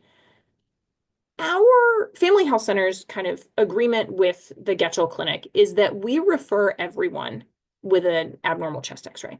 Anything that could credibly be TB, whether the radiologist says old or not, should go to Getchell to get reviewed by them, at the very least. And I have had some of these folks do, you know, go to Getchell. Getchell says like, oh, this is old TB. You have latent TB. And then they take the patient through treatment. We know, and yet more data, including some forthcoming data from family health centers, shows that people do better when they're treated in their medical home. So you can also have someone do like a telehealth visit with Getchell, you know, have them, you know, you contact Getchell, you let them know about the chest x-ray, you place that referral, the patient is a telehealth. Getchell says like, this is scarring, this is old, go back to your PCP for treatment. You can absolutely do that too. But I do think it's important to have your local TB clinic involved in the interpretation of abnormal chest x-rays. I'm just going to look in the chat because Olga is mentioning things. Doing a lot of math, piecemealing people's course, absolutely. Trying to make sure, like, what was that? 4 months, 120 days? Yes, and helping people pull it together so they don't like narrowly miss the window for completing their course. Yeah, curbside and Getchell for chest x-rays. I think if you have done that and have a good relationship with them, totally, totally great. Yes. Yeah, those are some of my thoughts about that case. Oh, another thought. When we think about isolation, and what do we do with someone while we think they have active TB? You know, active TB is, you don't want to be in a household with it. You don't want to spend more time around it when you have to. But it's not a miasma. You know, it really depends on how much someone is coughing. And it's less contagious than you might think. And so for someone who they left your office, you get that positive IGRA result, and you're like, what should I do? You know, I think having someone wear a surgical mask, it's kind of like COVID precautions, right? Like, don't go into crowded spaces if you can help it. Wear a surgical mask if you do. Like, you know, when you're going to the ED, I'm going to call ahead and let them know, but like not, you know, you don't have to put them in a negative pressure room in their home. You know, like we're going to work this out. They've already been in contact with coworkers, people in their home, etc. And, you know, in the event that it's active TB, isolation periods have gotten shorter and shorter and shorter and shorter. So like a couple weeks on treatment, you're done with isolation. And so I think trying to kind of weigh the need to prevent transmission with like, you know, patients need to get from point A to point B. And also the need to minimize stigma. I think thinking about how high your suspicion for active TB really is before you kind of enact isolation protocols is important. I generally do not refer to the ED when I have somebody I'm worried about active TB with, because it's basically always a better course of action to talk to DPH. And then if they tell you to send the patient to the ED, fine. But I think generally sending someone to the ED without first kind of mobilizing the public health machinery just makes them wait in the ED for a long time with potential active TB. So those are some of my active TB thoughts.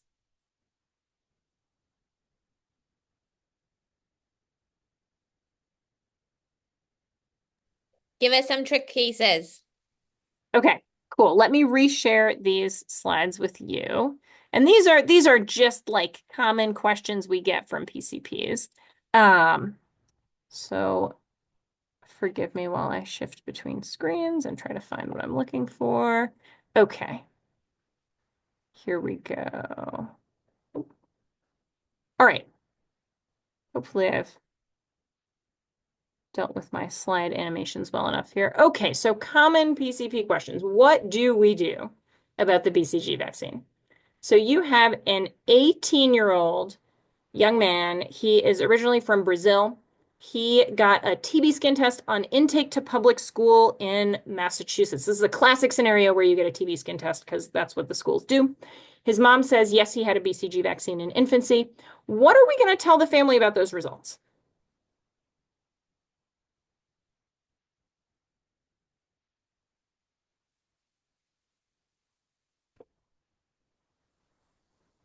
I'll take any answer. I think I'm stuck between saying that it's positive versus telling them that they need to get a quant gold because he got a BCG when he was a baby. Yes, you're stuck because this is like not a totally clear-cut answer. So, this kid is from an endemic area, right? He has a positive TB skin test, and his TB skin test is not small, right? If this was an 18-year-old with like an 8 millimeter PPD, I'd be like, one, that's not positive unless you have HIV or something. And two, like, yeah, probably a BCG vaccine reaction. 20 millimeters is a pretty significant PPD. So I would probably start by saying to this mom, like, we know the reaction between the BCG and the TB skin test wanes over time. By late adolescence, I don't really expect it to be that big. A 20 millimeter test is big. I think the case here is really good that your kid actually does have TB infection. And I would proceed to getting a chest x-ray at this point. How do you feel about that? That's probably ballpark what I would say to a parent with more explication and finesse and so forth. And if the parent said, okay, I'll do that chest x-ray and we can think about treating, I would absolutely and confidently stop there. Because I think this is a good enough case, the size of the PPD, the age of the patient.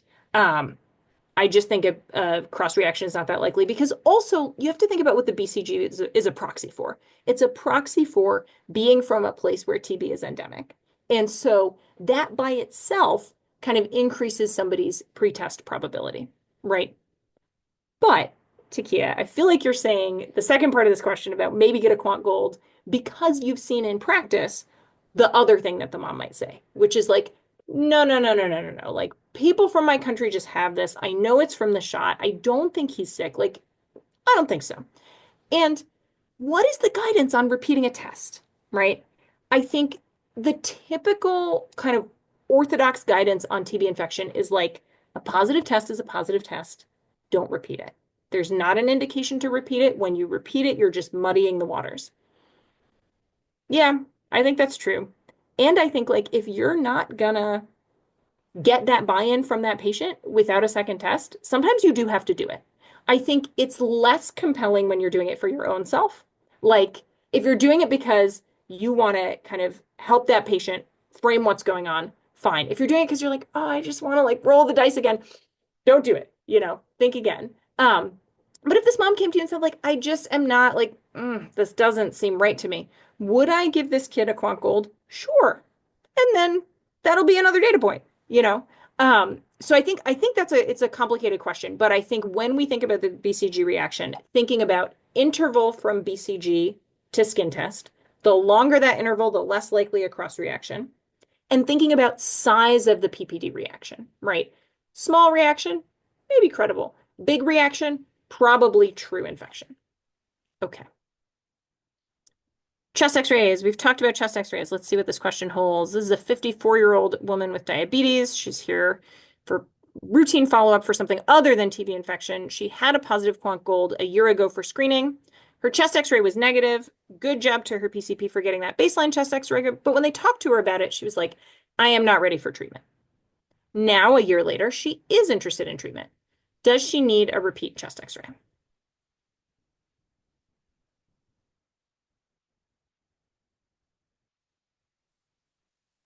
Yes. Yes, she does. She absolutely does. So ideally, we want that chest x-ray within 2 months of starting treatment, because we really want to know she doesn't have active TB. I will say that we also do a regional TB infection echo, which is fascinating because you get a lot of perspective from people from other states. Mass DPH is perhaps the most stringent Department of Public Health as regards chest x-ray interval. Some departments of public health say 4 months, a few say 6. I tend to think that Mass DPH is stringent because they care, they are well resourced, and they have high expectations for PCPs. And so I tend to adhere pretty rigorously to what they tell me to do. If this person's chest x-ray is 3 months old, is 2 months and 2 weeks old, I'm probably saying this is fine. Clinically, I'm not concerned. Past that, 4 months, 6 months, I am getting that new chest x-ray. A chest x-ray is minimal radiation. It really helps you know you're not inadvertently treating active TB. And we didn't talk about diabetes here, but there's some evidence that folks with diabetes have a higher rate of progression from TB infection to TB disease. So just another kind of thing to think about as we're thinking about who is a priority to treat. So this patient, I would absolutely get a chest x-ray for before she starts treatment. I think just to go off script with this question a little bit, sometimes you have a person with a positive quant gold, you get that chest x-ray because you have to, right? You have to know they don't have active TB. And then they're very clear with you that they cannot do treatment. They don't want to, they're too busy, whatever it may be. What's the interval between that and your next chest x-ray? I really encourage folks not to repeat a chest x-ray until the person is ready for treatment, unless they have symptoms. So if you have somebody who was, positive a year ago, got that negative chest x-ray, and they're like, I'm still not really interested in treatment. It's just not going to fit in my life. No need to re-x-ray them, right? I would x-ray them only at the point where they're agreeing to treatment. And then I would make sure it's 2 months old or less per DPH. Moving on to contraception, we talked about contraception a little bit. This is a medical student who's very interested in the shortest possible regimen. So you offer them 3 HP. This medical student has a Nexplanon. So how are we counseling this person about Nexplanon efficacy on the 3 HP regimen? What are we saying?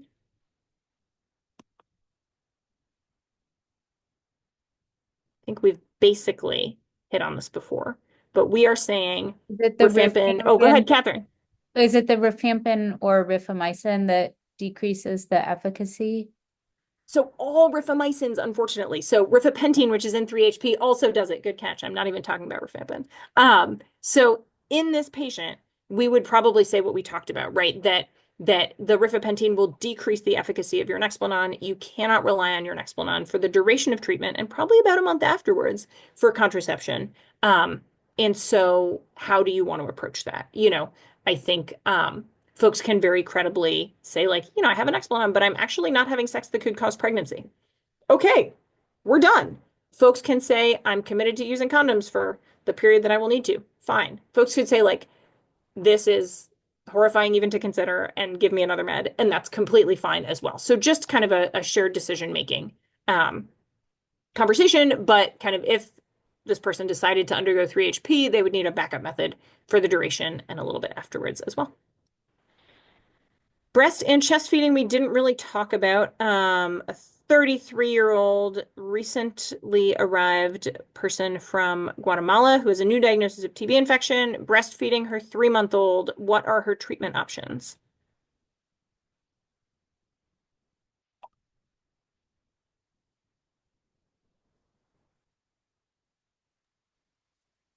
I think you said any of them would be okay from that particular standpoint. Yeah, any of them. So any of them is fine in breast or chest feeding. Red-orange discoloration with rifampin can affect breast milk as well. I think that a couple of interesting points about breast and chest feeding. In an exclusively breastfed infant whose breastfeeding parent is receiving isoniazid, I believe the recommendation is to give the baby a prophylactic dose of B6 to prevent the development of INH neuropathy. I would probably consult with the Rutgers folks on that just to be absolutely sure. But that is what I have always learned is to co-treat the breastfeeding infant with B6 to prevent neuropathy. When we think about rifampin or 3-HP in somebody who's breastfeeding, the kind of implications of nitrosamine impurities are less clear. I think we just don't have data. And the sort of treatment action group guideline says, like, counsel as you would about nitrosamines. They're okay during breastfeeding, like, everything is on the table. I think I know of some kind of individual, perhaps more conservative TB infection experts who say, like, because we just don't have as much data, I'm inclined to avoid rifampin in folks who are like exclusively or significantly breastfeeding. So I think that's a conversation to have with patients. Like it's a little bit of a data-free zone. What are you comfortable with doing? But in terms of kind of what we know, all of these regimens are safe in breast and chest feeding.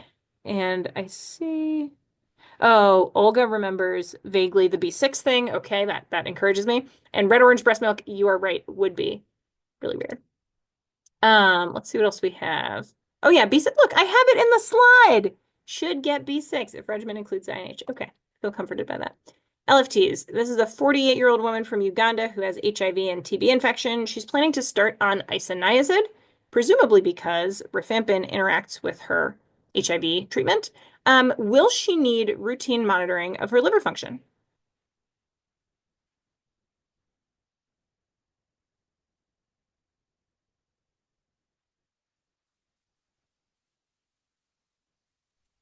I mean, I know that you check it at the beginning and maybe 1 month into treatment.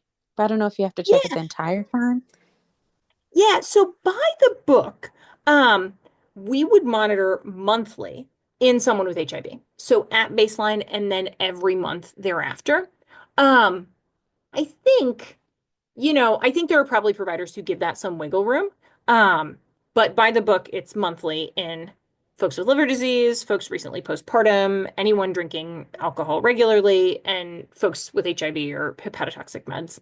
Um, I think that if this were a 48-year-old Ugandan woman with no HIV, I would probably want to know at some point that she had had documented normal liver function. It wouldn't have to be right at the beginning of treatment, and I would certainly not monitor her kind of monthly thereafter. So it's really the HIV that's kind of the influencing factor here. Okay, what do we do about missed doses? I think we talked about this one pretty extensively, but this is a 43-year-old man who started rifampin but had a family emergency and missed 2 weeks of doses. What should you do?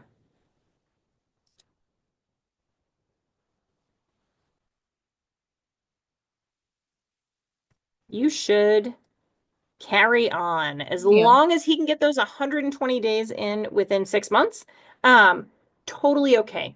I think, use your judgment here a little bit. Like if somebody has a long treatment interruption right at the beginning of treatment, might be worth it to just kind of count them as starting from after that interruption. If somebody got a week of rifampin in and then missed a month, I would say, like, let's lop that week off and just start you after the 1 month interruption. But in general, 120 doses in 6 months is what you need. After treatment, 41-year-old from Haiti completed TB infection treatment 2 years ago. He works in a hospital. Should he be rescreened with a Quant Gold? No. No, he should not. There is no need. Um, his testing is gonna be positive forever. If he had TB-like symptoms, you would obviously get a chest X-ray. But he can just have a symptom screen done yearly forever. And those are all the little kind of PCP questions that I have. And we're at 7:54, so I don't know if there's kind of lingering questions or thoughts. If not, I don't know that I have any like final words of wisdom, but yeah. How about a 54-year-old gentleman who is coming in with diabetes, on metformin and hypertension on lisinopril, eager to do the shortest course possible for TB treatment.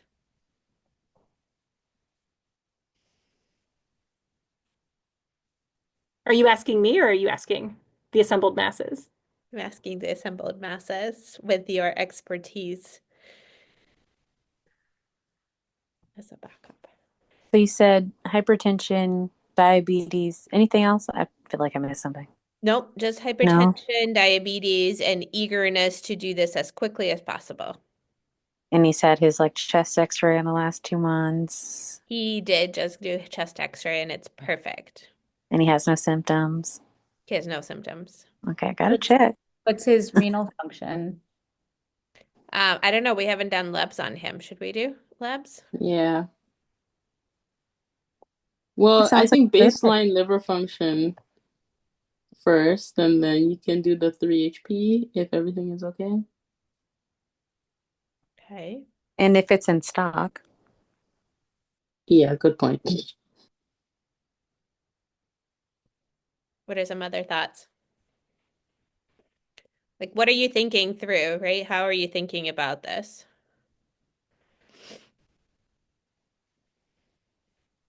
Like, But also need to look at his med interactions because I don't know off the top of my head if there's med interactions with what you said. And I also can't remember, there was something about CKD, but I can't remember exactly what the consideration was with that.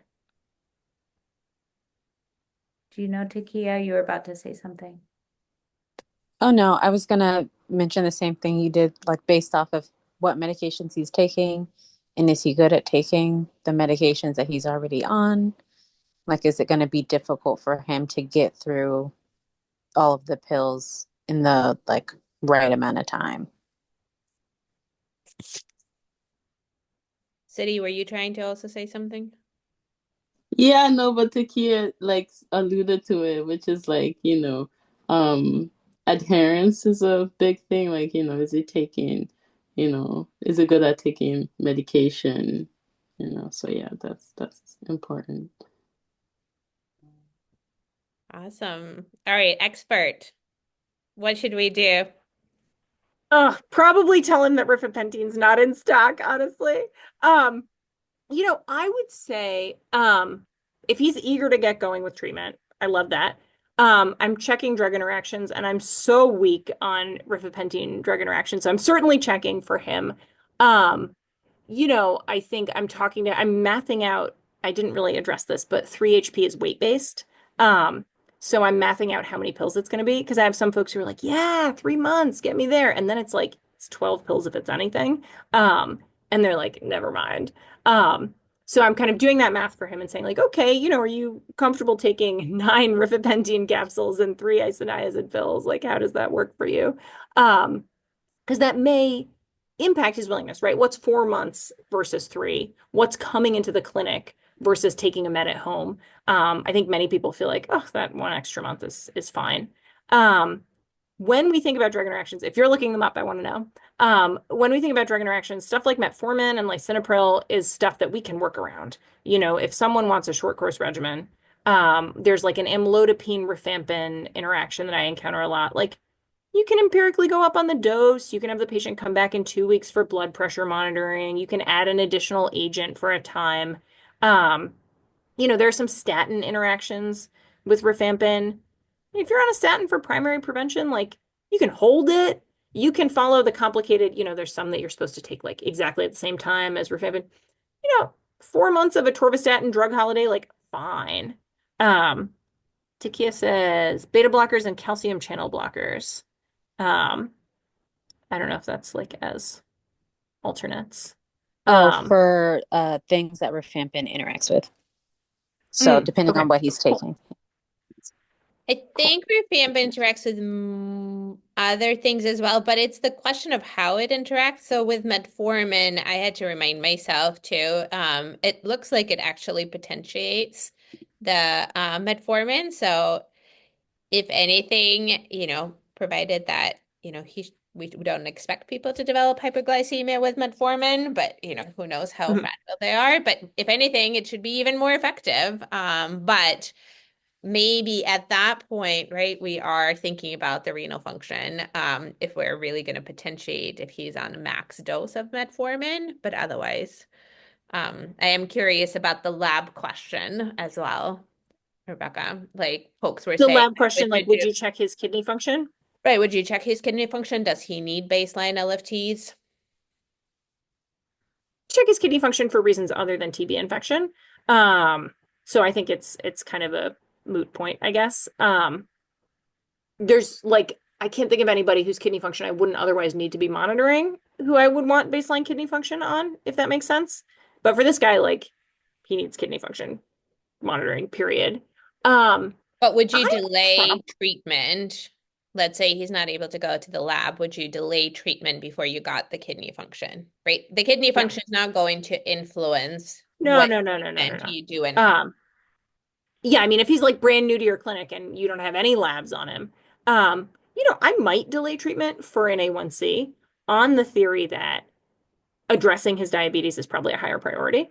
If you get an A1C of 13 there, you probably like if you can only work on so many things, you probably want to work on that first and then work on TB infection later. That's like there's a lot of play in there, right? That's kind of a you decision. I think that calculus changes if he's like, I just moved from living with, my long-term partner who had active TB, like whatever it may be. But I think I will often defer TB infection treatment um, in folks with other uncontrolled things that we need to focus on first. Definitely would not delay for kidney function testing. Probably would get LFTs if I was getting other labs. Honestly, if he came in and he'd had no labs, I would get the LFTs. If he came in and a week ago he had a bunch of kidney testing, A1C, all the stuff he normally gets, I'm not attached to getting liver function testing. Um, just by virtue of this person's age. Um, if we were starting him on isoniazid, I would put him on B6 because of his concurrent diabetes. But hopefully, there's no need to go the INH route.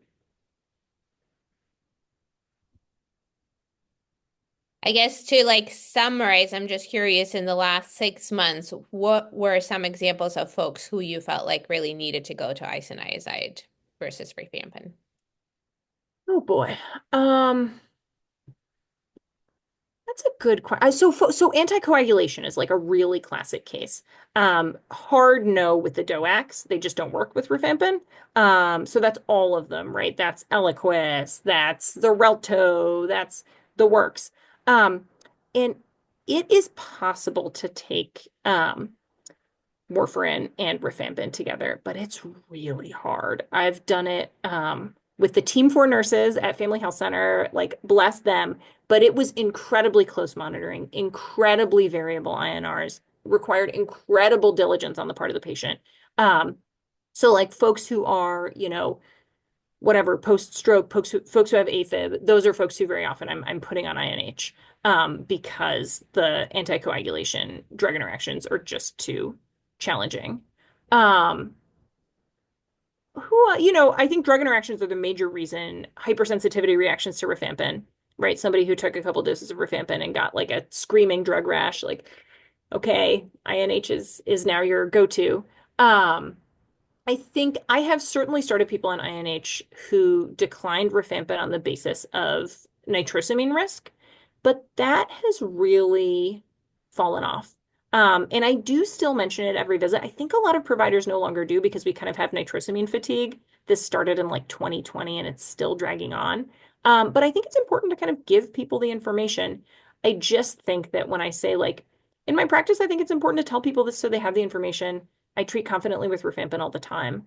People are mostly like, cool, you know. And I think when you break down like what is 4 months versus the sort of 70 years that we've calculated that would make a dent, people feel reassured. I think, Catherine, to your question in the chat about hot dogs and beer, so true. I think I used to kind of go harder on that.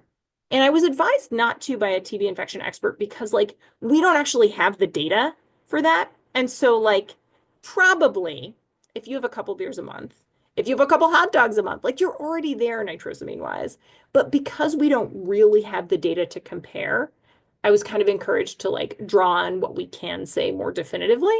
But I do always mention that they are present in smoked meats and beer because smoked meats and beer are often things that people are somewhat comfortable with or would accept some risk in order to access.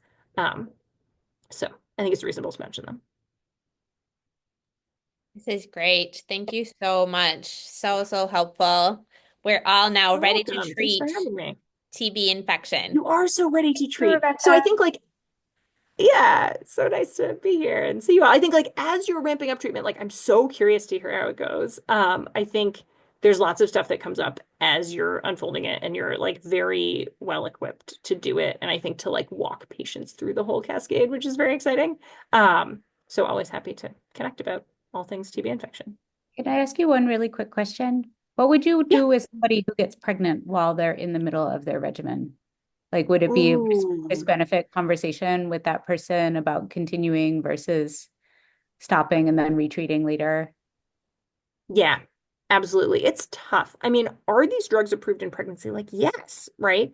Because someone with active TB wants to be treated, needs to be treated. I think INH has a better safety record in pregnancy than rifampin. So I have had a couple of folks become pregnant on rifampin and stop it. And I think in general, that's what I would do with rifampin. With INH, I think I'm a little more like, I don't know, it's the preferred treatment for TB in pregnancy anyway. I would consult if someone got pregnant.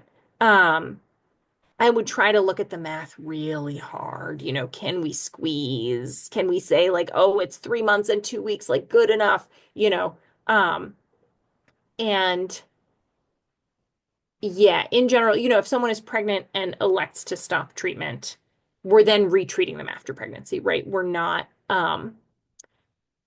can't like count that old treatment toward a future treatment, because that just isn't how the dosing works. I will say also about pregnancy, actually, if I can mission creep this a tiny bit, there is a long-standing and very persistent kind of idea that pregnant folks need a chest X-ray in the third trimester. And per like UMass infection control policies, they do not, they just need a chest X-ray at baseline. And if that is, you know, if they've had a negative chest X-ray previously, right, they have a prior diagnosis of TB infection that wasn't treated, that chest X-ray can have been done at any time and doesn't need to be repeated. If they are a new diagnosis of TB infection, let's say on their routine pregnancy intake labs, you can and should get a chest X-ray right there, because how else do you know that they don't have active TB? Chest X-rays are safe throughout pregnancy, but you don't need to repeat it in the third trimester. There's no indication to do that. So happy to forward you the relevant infection control paperwork from UMass, and Olga also has helpfully linked the CDC in the chat. Yeah, if you have the stuff about chest X-ray, that would be great. Yeah, that is in the CDC link on the resources page of the slides, which hopefully Olga will send around. Thank you, Olga. Of course I will. Yeah, no, this is great.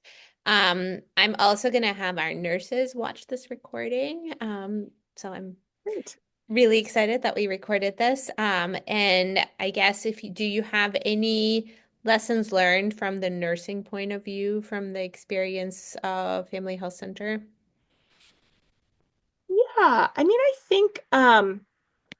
I think figuring out the nurse role is like really generative and interesting. And I think, you know, the follow-up visits can be done by nurses absolutely as ably, perhaps more ably than by providers, right? So I think like having nurses who are interested do monthly follow-up visits, I think can be really, really satisfying.